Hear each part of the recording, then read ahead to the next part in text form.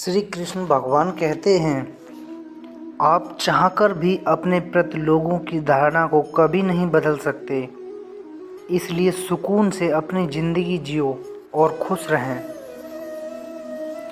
ढूंढा तो राजा जनक ने भी अपनी पुत्री सीता के लिए राज परिवार ही था, पर सारी उम्र सुख न पाया। इसी कारण माँ बाप व्यर्थ चिंता में ना पड़े, क्योंकि कर्म का लेखा नहीं मिटता।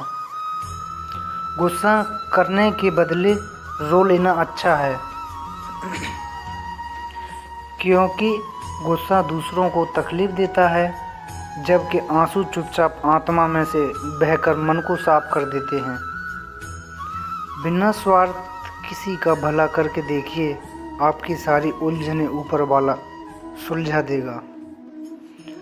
भगवान कहते हैं, दिल खोलकर सांस लो, अंदर ही अंदर घुटने की कोशिश मत करो। कुछ बातें मुझ पर छोड़ दो, सब कुछ खुद सुलझने की कोशिश मत करो। कर्म का गणित बड़ा सीधा और सरल है। कर भला तो हो भला और कर बुरा तो हो बुरा। सरल स्वभाव वाले व्यक्ति कमज़ोर समझने की भूल नहीं करनी चाहिए। सरलता उसका संस्कार है, कमजोरी नहीं। सारथी हमेशा श्री कृष्ण जैसा चुनो, मित्र कर्ण जैसा।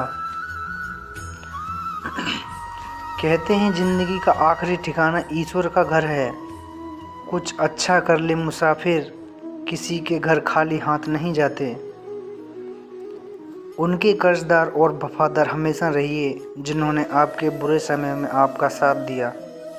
अंजाम की खबर तो कर्ण को भी थी, लेकिन बात तो दोस्ती निभाने की थी।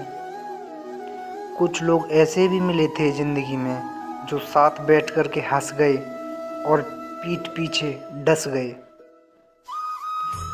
कभी भी अपनी हार मानने से पहले आखिरी प्रयास ज़रूर कर लेना, क्योंकि उस समय आपके प्रयास के साथ आपका अनुभव भी आपका साथ देगा। आप ज़रूर सफल होंगे। अगर एक हारा हुआ इंसान हारने के बाद भी मुस्कुरा दे, तो जीतने वाला भी जीत की खुशी खो देता है। अंतरात्मा को कुछ गलत लगे तो उस पर विचार अवश्य करना, क्योंकि यह अंतरात्मा ही जो तुम्हारी वास्तविकता भली भांति जानती है। हमारे साथ हुआ हादसा, हम रह गए, हमारा ज़माना चला गया।